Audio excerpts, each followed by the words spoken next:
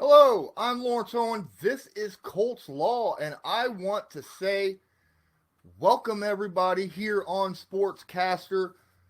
This is Colts Law, my regular NFL freaking all 22 film room breakdown. And this week we're going to go over, the majority of my stuff will most likely be Colts anyhow. This week I'm definitely going with the Colts defense because, again, for the third straight week, the Indianapolis Colts have had an astounding defensive showing.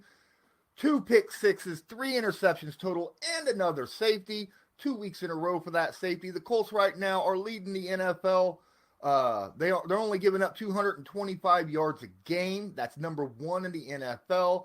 They're number one in the NFL in yards a game against the pass at 132. That's right, only 132 yards per game passing. And rushing wise, the Colts are fourth, only giving up 70 yards a game. Now, that begs to differ. Hey, is this Colts defense actually for real? Are they really that good? Let's look at the teams they played. Jacksonville, week 1. Minnesota, week 2. The Jets, week 3. But you know what? There's an easy way to find out. We go into the film room. We look at the film. We decide, hey, is it the defense doing these plays? Or is it just how bad the offense is? Or is it a mixture of both? Well, last week I did a film room breakdown on the defensive play against the Minnesota Vikings. And guess what? I was right when I said you need to grab the defense special teams for the Colts against the Jets in fantasy. And what they do? Well, on CBS, they scored 30 points in fantasy. 30. Man, if you can get your defense and special teams to score 30 points for your fantasy league in a game, that's a huge W. Huge W. Now, I want to show you why this Indianapolis Colts defense is actually as good as advertised. And let's break down the film. Let's get to it. All right, so this is going to be our first clip of the day. First run defense for the Indianapolis Colts, because this will be the second play of the game. First run for the Jets, and everyone right here. Now, if you look, the Jets have 2 tight end, 1 running back. They got 2 wide receivers out here on the side. We're going to go ahead and flip this all the way over here so you can see. They are in man coverage, believe it or not. This is a very odd situation. Not used to seeing the Colts in man coverage a lot, but you see it a lot in this game. Sometimes it was disguised, but look, they got 2 tight ends, so what they do, they bring up Darius Leonard standing here, and that's right, Khari Willis. But those ain't really the guys that you're going to watch. Khari plays an integral part in this play, but the guys you want to watch is everyone up here. The entire front 7 plus Khari Willis does a great job. But 2 people in particular, Justin Houston, Grover Stewart. Let's watch the play.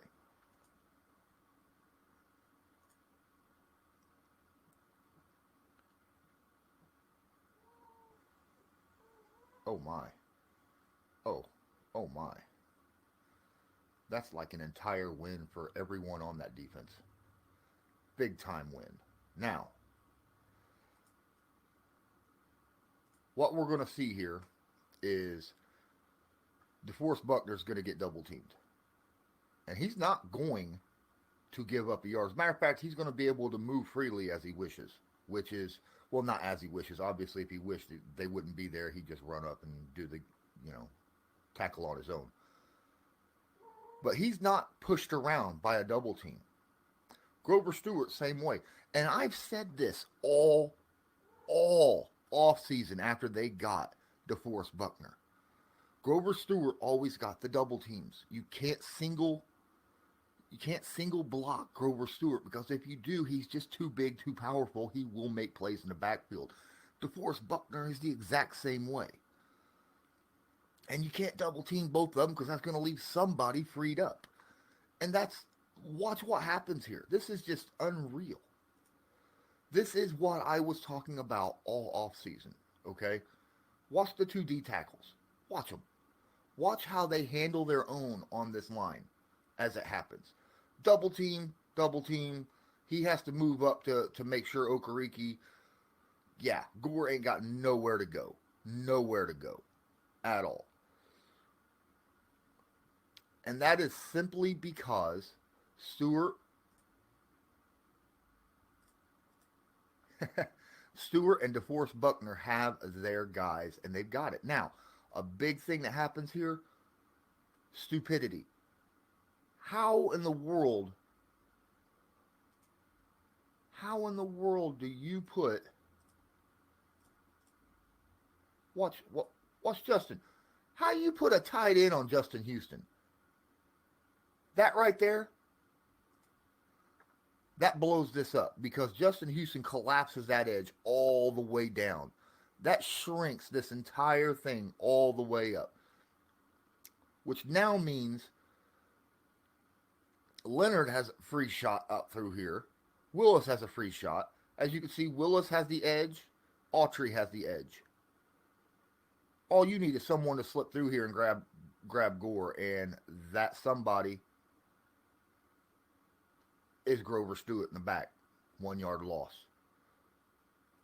Everyone on that front seven played exactly as they were supposed to be against a power offense. That was a power lineup. And yet the Colts, who are supposed to be this light, fast defense, front seven, held their own against a power run formation. Great play by this front seven.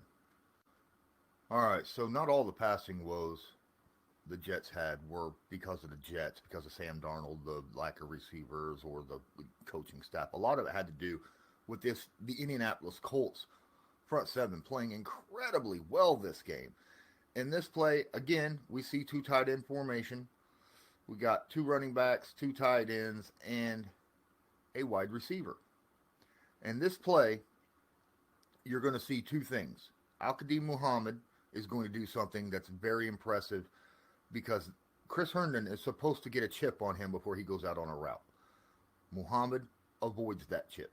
And then you're going to watch Leonard and Walker do some really impressive things in this play. And it's going to show you why Walker is so important to this team. Let's watch the play as it breaks down. Ooh. Oh my. Yeah. All right, so let's go back. Now, as you see, Herndon is supposed to come up here as he takes off and get a chip on Al-Quadin Muhammad to slow him down. Muhammad, man, he is so good here. He slips inside. Did you see that? Watch him. He cuts inside, he just slips that completely. And because he slipped that completely, he was in the backfield as Sam Darnold's turning around from this bootleg. And immediately screws up the entire timing of this play because now Sam Darnold has to stop, cut back to avoid a massive 10-yard sack. Now, Muhammad should have had the sack there, but come on. It's Sam Darnold. He's got some really nifty moves. We've seen it the entire game. But now at this point, you got Walker and Leonard. And they're covering this guy right here, right? Let's watch. By the way, Sam's got to get rid of this ball fast. He knows he's got to get rid of this ball fast because he got Al-Quadin Muhammad coming at him right now in the back. He knows he's going to have to dump this football off. So he's looking downfield. And right now, he knows that if these 2 guys continue to cover this receiver, they're going to move down, and there's going to be a little space where he can run right up the middle. Walker, as you see, stops, knowing he's got Darius Leonard right behind him, knowing that Leonard is fast enough to close on this player. he's going to close this gap up and go right after Sam Darnold, forcing Sam to throw that football away. That is perfectly executed by the defensive front seven, including Al-Quadin Muhammad, Walker, and Leonard. The connection, the mental connection, the understanding of what each of those two guys are doing at any given time on the field, the trust that they have, knowing that they're going to do what they know the other person is going to do, makes Anthony Walker and Darius Leonard a great combination that you want to keep on this defense for a long time. You're still here? Awesome! Thanks for watching this stream. Please, if you have a moment of your time, hit the like button and subscribe to my channel so you're notified next time I go live. And if you got a few extra seconds, hit that description down there below the video and check out all the places that you can follow me, whether it be Sportscaster here on YouTube, Twitter, Facebook, and there's a couple places where you can help donate to my channel. That way I can continue to bring all this content to you. Thank you for your support. Now, let's get back to the video. Alright, let's highlight DeForest freaking Buckner. Alright, on this play, DeForest Buckner blows his block up. Now, this isn't a full-on double team. This is a blocker trying to push Buckner into another block. So it's more like a block and a half. But Buckner plays this beautifully and completely splits both guys. And how he does it is gorgeous. Let's watch the play happen, and then I will point out exactly how he does it.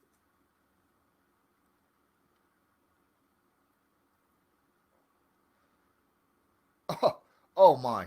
Get rid of the football, dude. Get rid of the football. You was about to get eaten up. Oh, there was nothing Sam Darnold could do. Again, as I said,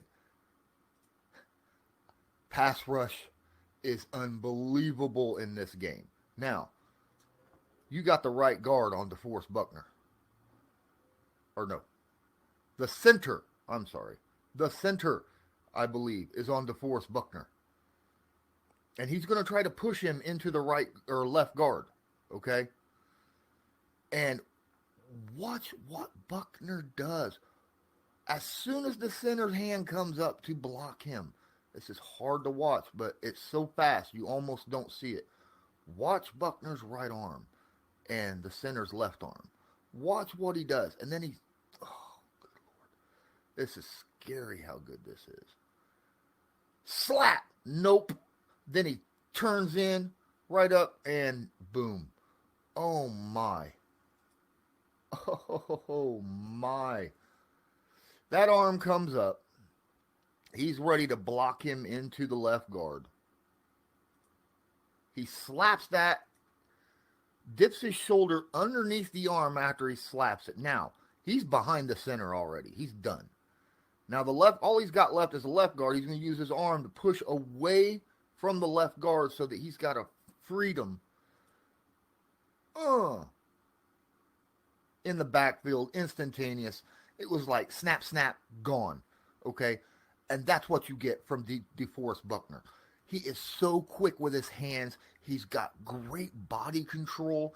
And unless you get two bodies on him, you cannot block him out with one dude. You gotta have two guys on DeForest Buckner, because one guy, he can handle two hands.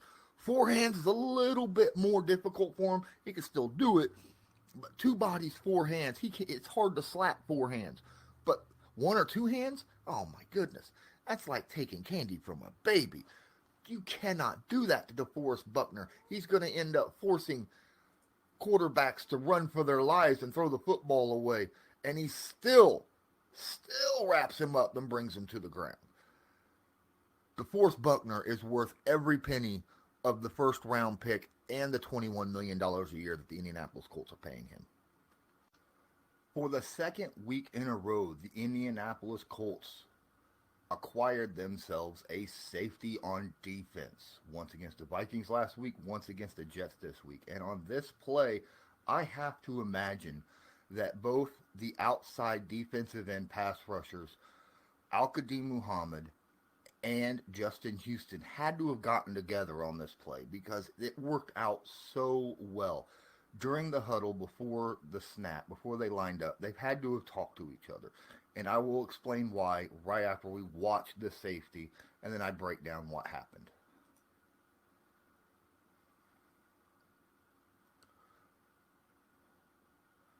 Gorgeous. Gorgeous. Gorgeous. Now, the best way to put this is Sam Darnold's going to take this snap, and he's going to end up in the end zone. Now, they're at the 6-yard line, so we know. Muhammad, the whole defense knows that if you get pressure on Darnold, he's not going to backpedal away from the pressure because you have an extra defender. It's called the end zone. He walks out the back of the end zone. It's a guaranteed safety, right?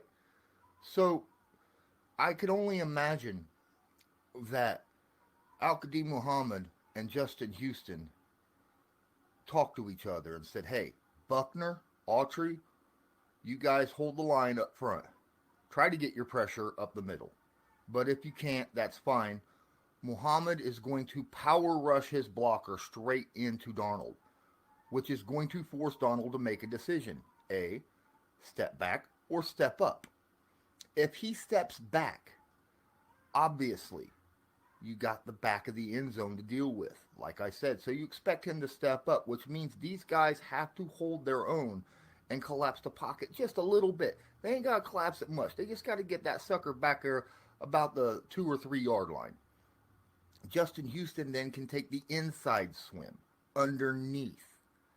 And since Al-Quadin Muhammad's coming straight at him, and they know that odds are Darnold's going to step up, that's going to walk Darnold right into Justin Houston's underneath swim move. Let's watch.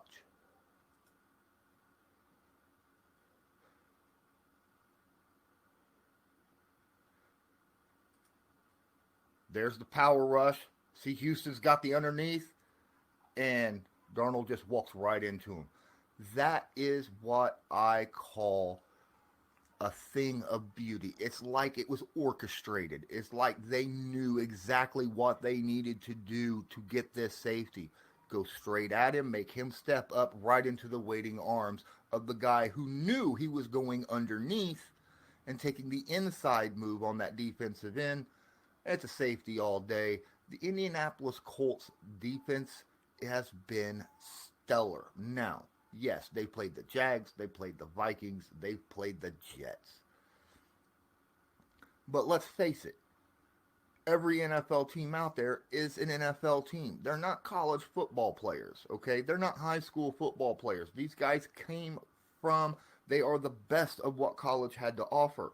You know, the top, the top 10th of college football players. So these guys are just dominating.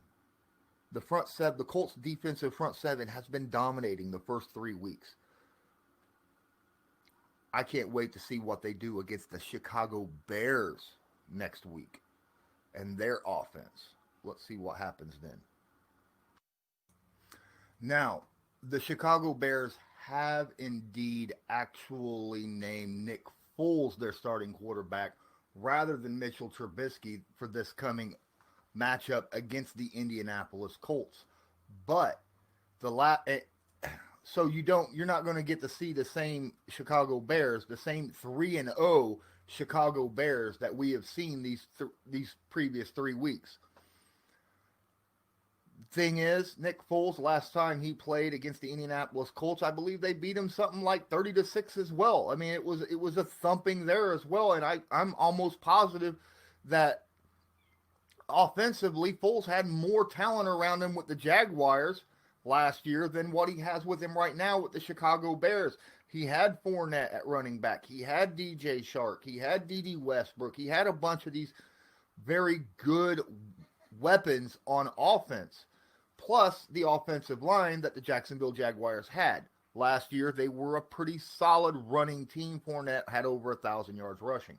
Now, you got Montgomery, you got Allen. He's going to have a few more things with him, Nick Foles. But I would still start the Indianapolis Colts defense and special teams against this Chicago Bears for the Week 4 matchup if you have them on fantasy, because I still believe that the Colts will still have a very top-notch defense coming out of Week 4. Hey, I am here on Lawrence Owen Network, laying down the law right here on Sportscaster. It gives all of my stuff, whether it's Sportscaster News, whether it's my Colts Law podcast, which I record every Monday and Friday, pre and post game, or my film room breakdowns here on Wednesdays. It is all lumped into one little area, the Lawrence Owen Network, exclusively here on Sportscaster. So I hope I see a lot more of you making these film rooms and other things as well. And until next time, as usual, I'm Lawrence Owen. This is Colts Law and the film room breakdown of the Indianapolis Colts defensive front seven, specifically the defensive line from Week 3 against the Jets. And until next time, have a good one.